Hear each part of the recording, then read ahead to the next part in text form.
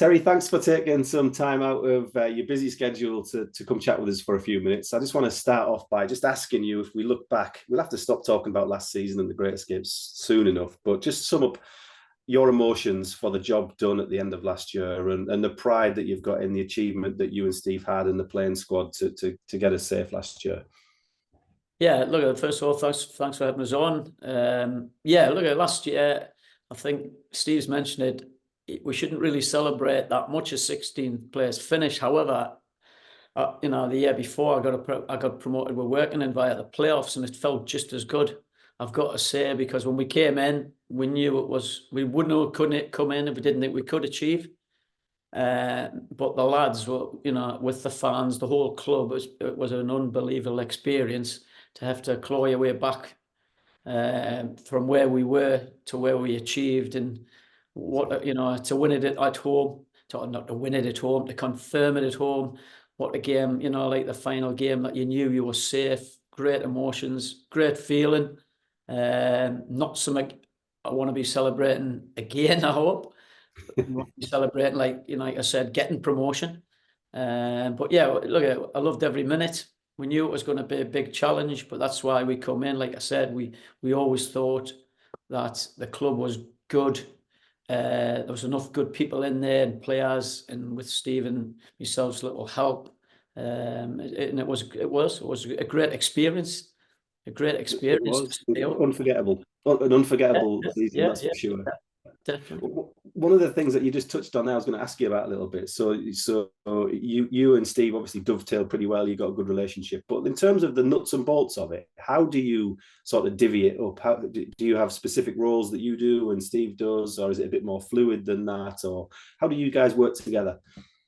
Yeah, look, I've never worked with Steve before. Obviously, briefly in the academy, we've come together, but it's been really good. Really enjoyed every minute. Steve's the boss. He's the manager. Like I'm there to back him in whatever he wants, really. So whatever he'll decide how we're gonna, like, what we want to do in training, etc. No problem. We share that a lot. He likes to do a lot with the defensive side of it, and leaves a lot for me to do on the attacking side. So when it comes to training, he'll decide what he thinks we want to go week to week, and then we'll have meetings about it, what we're going to do. We'll share what we're going to do in training. We've split quite a bit towards the end of the season. We're into units. Steve tends to take, like I said, the defensive unit. I've taken more of the attacking unit. So that side of it, training wise, we chat all the time about, like, when we needed signing, when we first come into the club, what we needed. Steve straight away brought Scotty in. Great first signing, because he knew Scotty from his own managerial days, etc. Other signings that we brought in, was a bit of a chat. Look, we decided quickly we needed X, Y, and Z, more on the attacking end. And obviously, Matty and Cedric virtually came in together. Steve knew Cedric well. I've known Cedric from the league. He didn't know much about Matty, whereas I knew Matty from when he played at Wembley for me with Concert. I took him to Blythe. Unfortunately, then I left Blythe quickly. So that one was a bit of a shit, like a bit myself on that one, because he didn't, but he trusted my judgment on that. Then the next one on the signs to come in, it was Matty, the goalkeeper, wasn't it? Whereas obviously Tommy got that unfortunate injury, and it was like all hands to the pump.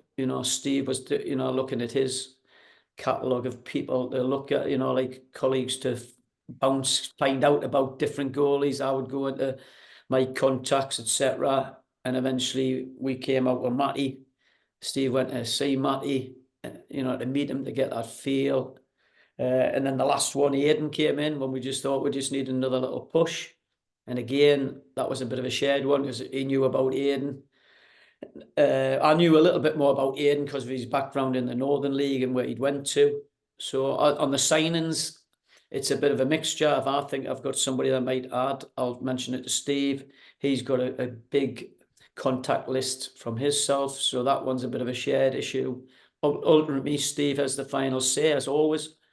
And then in just general things, match day stuff, again, we'll pick a team each. You'll say, what do you think of this? He'll have his own team in his mind.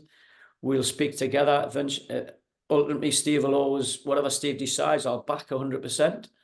But I'll always challenge, like if I didn't think X, Y, or Z was right for everything about, what we do. And he values that. I think Steve values that more than just saying, what about this? And I say, yes, yes, yes. So but in general, Steve's got the final say. He is the manager of the football club. I'm there to support him in any way. But he's very, very relaxed about it. He wants people's opinions. And I think I've had quite a bit of input. But ultimately, like I keep saying, Steve is all, you've got to have a number one. Steve's the number one. And eventually, whatever he decides, I'm 100% behind him. Fantastic. Good to hear how that works as well. And obviously it's a recipe that worked pretty well so far. So it's good to hear how it works a little bit. So we're starting to it's only May, but we're starting to think about next season. People are starting to get a little bit optimistic, a little bit excited. The first little bit of player movement in the last few days. We've got Joe Leasley coming in. We've had Ekwasi Asante going out. So talk to us a little bit about the thinking about those. Obviously Ekwasi moving on by mutual consent. Talk about that a little bit, and then what you're expecting from Joe coming in as well. A lot of Darlington fans will know Joe from his short loan period season before last as well. Yeah, look, Ekwasi was signed on by the previous manager to come and hopefully save, like on his record of where he's been all the time is really good to score goals. Unfortunately for Ekwasi, he just had an unfortunate time of injuries. He wasn't quite fit when he arrived. He got himself fit, and he picked up, like when we came in, he was fit for our first game at Kings Lynn. He played at Southport. That's when he came off after half a game there, and he's picked up some just unfortunate injuries for his point of view. On paper, the lad, like we can see why he was brought in. His record of scoring goals is very good in the league that we're in and the leagues above. But it was difficult for himself after he's travelled around. He's not like an inexperienced player, but I think he's, like we come to the conclusion, me, Steve and him had a good chat at the end of the season, just a couple of weeks ago, to say, what's your thoughts? And he said it himself, the travel could be a massive issue after trying it.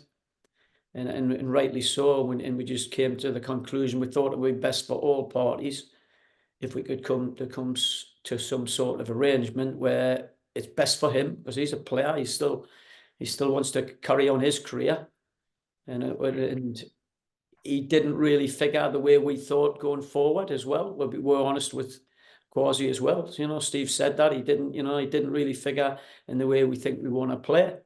So if we can come to some sort of arrangement, all parties, and so Ekwasi then obviously passed it on to the chairman, etc., and they've had a good chat and obviously come to a conclusion to draw the line under the contract, which is best for all parties. So that's Ekwasi on the way out, but then Joe coming in as well as the other piece of movement. What are you hoping for from Joe? Joe's a great addition. My first addition's very, very good. He's proven. He's a good, experienced player. He's been promoted. He's played in leagues higher. And number one, I think, because I don't think we're going to go with a massive squad this year. We've thought we need versatility. So in all our signings, I'm not saying they'll all have to play 3 or 4 different positions, but number one, straight away with Joe, he's a quality person. He's a quality player, but he's got a lot of versatility to where he could play in the team. So that's one of, all them 3 things. Off the pitch, fantastic guy. Everybody we speak to, because we really, we know about the lad as a player and that, but you never know, you do your work, you phone people that you trust.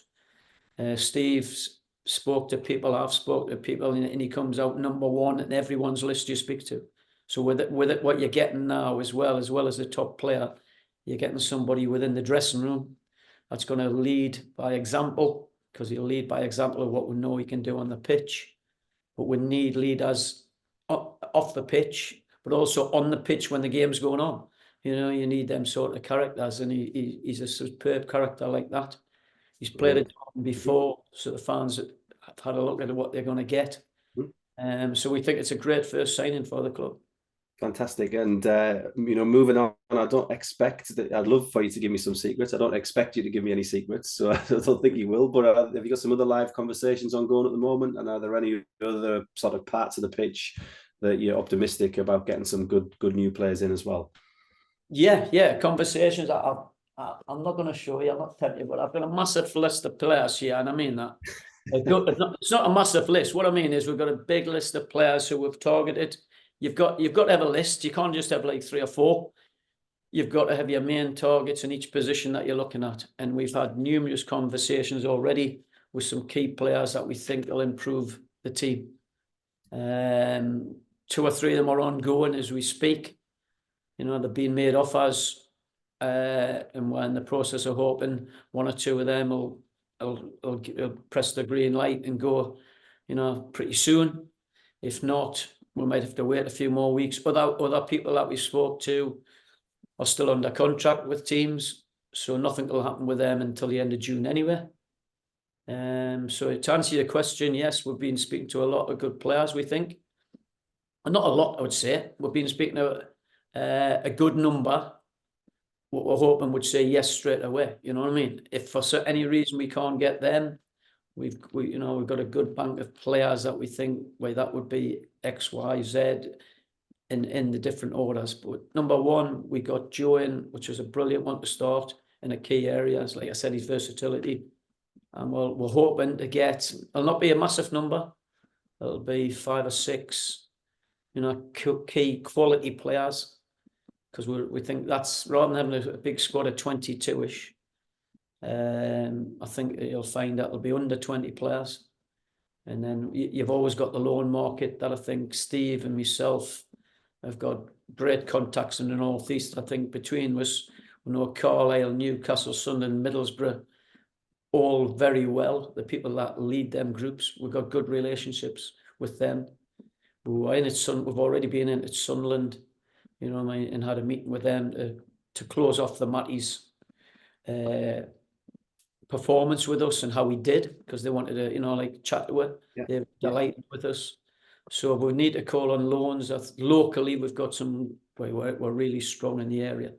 Exciting. So that's like an exciting prospect for next season, and interesting about the squad as well. The final thing I want to ask you about, Terry, really, we're coming up into the last sort of 4 or 5 days of Boost the Budget now. I'm a big Darlington fan. Darlington fans are extremely proud of Boost the Budget, just on a sort of an emotional level anyway, but obviously it makes a big difference to the strength of the squad that you can build. How taken aback have you been by the fans' efforts towards hitting that Boost the Budget target, and sort of how pleased have you been with the way that they've responded through that campaign to support the work that you and Steve are doing for the season coming? Outstanding. Absolutely outstanding. I was just chatting to someone the day when I've been in Newcastle working this morning, and he said, "Craig, it's unbelievable that we Boost the Budget." This lad I was talking to, who's ran teams in the North East, you know what I mean? When you're not in the club and you look at it from afar, people are, really think it's outstanding. When you're in the club, it's went to prove how unbelievable it has been for me and Steve. Because let's face it, Boost the Budget brought 32 grand in when we first came in.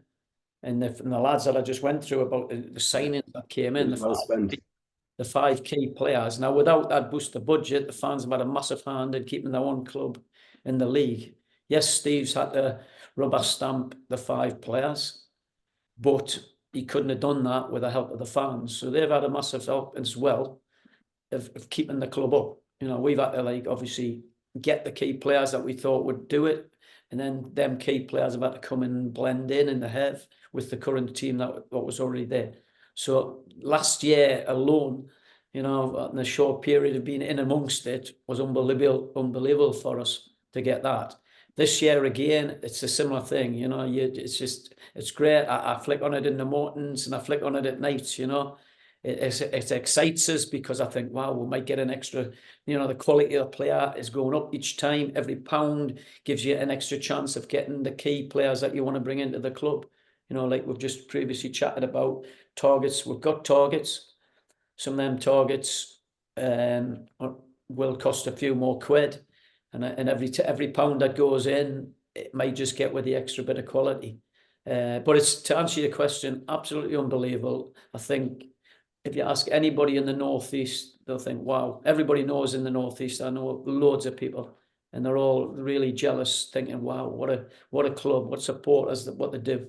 So again, I've thanked them many a times. I thank every one of you supporters. Steve's done it as well. We really appreciate it, because it helps the club, your club, by the way, and it gives us that extra little bit of chance to get maybe the player that we may need with your backing, and we appreciate every penny you put in.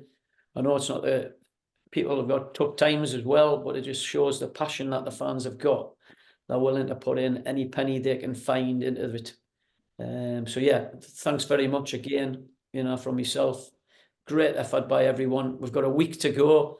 If you could find anything, you get any lucky wins on your little coupons here or your things there, if you think you can stick a few more quid in, please do.